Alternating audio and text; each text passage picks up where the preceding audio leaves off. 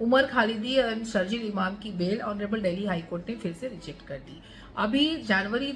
2026 में अभी ही supreme court ने बोला था कि भाई आप 1 साल तक बेल नहीं मूव करेंगे या फिर तब तक नहीं मूव करेंगे जब तक जो प्रोटेक्टेड विटनेसेस हैं उनकी गवाही नहीं हो जाती। तो ना तो अभी प्रोटेक्टेड विटनेसेस की गवाही हुई है और ना ही 1 साल हुआ है। 1 साल 2027 में होगा, लेकिन फिर भी ये लोग कूद करके फिर से ऑनरेबल दिल्ली हाईकोर्ट पहुंच गए, ये जानते हुए भी कि हाईकोर्ट तो रिजेक्ट करने ही वाली है, ये बोल के कि we are bound by the decision of the honourable Supreme Court, but they tried. और पैसों की तो कोई कमी है नहीं, इंटरनेशनल फंडिंग हो रही है और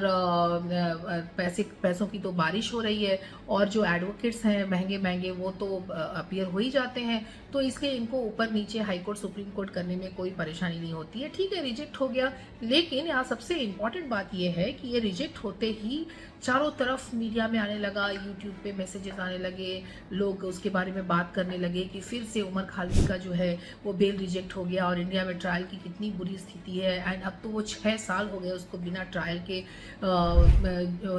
जेल के अंदर रहते हुए, और इतनी कहानियां चलने लगी, मीडिया पूरा कवर कर रहा है उसको, तमाम लोग उसके बारे में बात करने लगे। तो ये ऐसे ही नहीं हो रहा है, ये बहुत बड़ा इकोसिस्टम है। इसमें जो एक ऑर्गेनाइजेशन का नाम है, ऐसे तो बहुत सारे हैं लेकिन एक ऑर्गेनाइजेशन का नाम है, वो है Indian American Muslim Council. Indian American Muslim Council जो है कि यूएस बेस्ड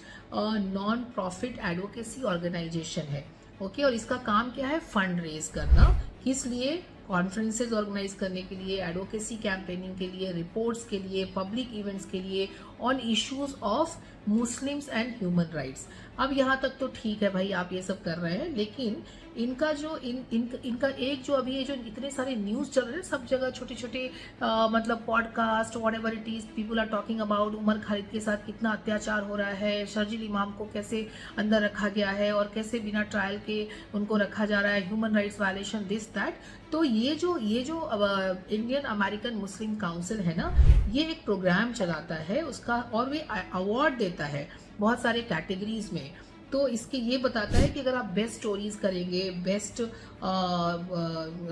वीडियोस बनाएंगे, कौन से सब्जेक्ट पे, वो बहुत इंपॉर्टेंट है।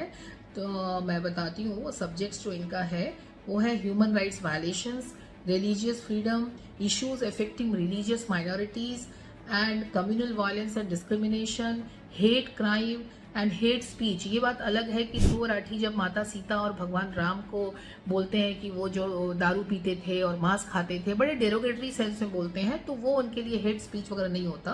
बाकी अगर आप हलाला के बारे में बोल दें या 3 तलाक के बारे में बोल दें या कोई रिफॉर्म के बारे में बोल दें इस्लाम में, तो फिर वो सब हेट स्पीच हो जाता है। या फिर आप बुर्का के बारे में बोल दें तो बहुत ही बुर्का तो बहुत प्रोग्रेसिव है, तो आप उसको कैसे कंडेम कर सकते हैं? तो वो हेट स्पीच के बारे में अगर आप कुछ बनाते हैं तो freedom of expression and press freedom and arbitrary arrest, जैसे कि उमर खालिद का हो गया है आर्बिट्ररी अरेस्ट इनके अनुसार, या शर्जील इमाम का, ये सब डिटेंशन, सिविल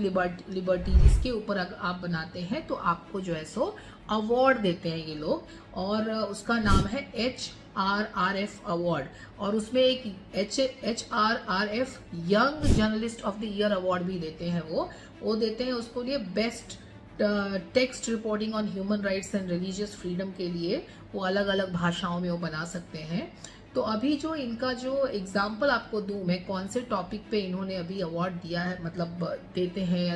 या कंसिडर करते हैं, वो है कर्नाटका हिजाब बैन जो हुआ था उसके ऊपर जो लोगों ने रिपोर्टिंग की उनको, एंटी कन्वर्जन लॉज के ऊपर जो भारत में लव जिहाद वगैरह के अगेंस्ट कानून बन रहे हैं, या उसके ऊपर कोई वीडियो बनाता है तो उसको फंडिंग करते हैं, उसको अवार्ड देते हैं, फंड देते हैं। The Delhi riots and their aftermath, कि कैसे उमर खालिद को जेल के अंदर डाल दिया गया और कैसे उसको जो है सो 6 साल तक बिना ट्रायल के रखा गया है। उसके बाद कश्मीर, कि कश्मीर में कैसे हैरेसमेंट हो रहा है। उसके बाद पुलिस कैसे अट्रॉसिटी कर रही है, जैसे कि अतीक अहमद को मार दिया है ना, तो वो सब चीज़ों के ऊपर अगर आप बनाते हैं, communal violence and discrimination against मुस्लिम के ऊपर अगर आप वीडियोस बनाते हैं, अगर आप उसको सर्कुलेट करते हैं, और जितना सर्कुलेशन होता है उस हिसाब से आपको जो है सो अवार्ड दिया जाता है और पैसे दिए जाते हैं, और चुना जाता है कि किन लोगों ने कितना बढ़िया रिपोर्टिंग की है। और इसमें कुछ लोग जो हैं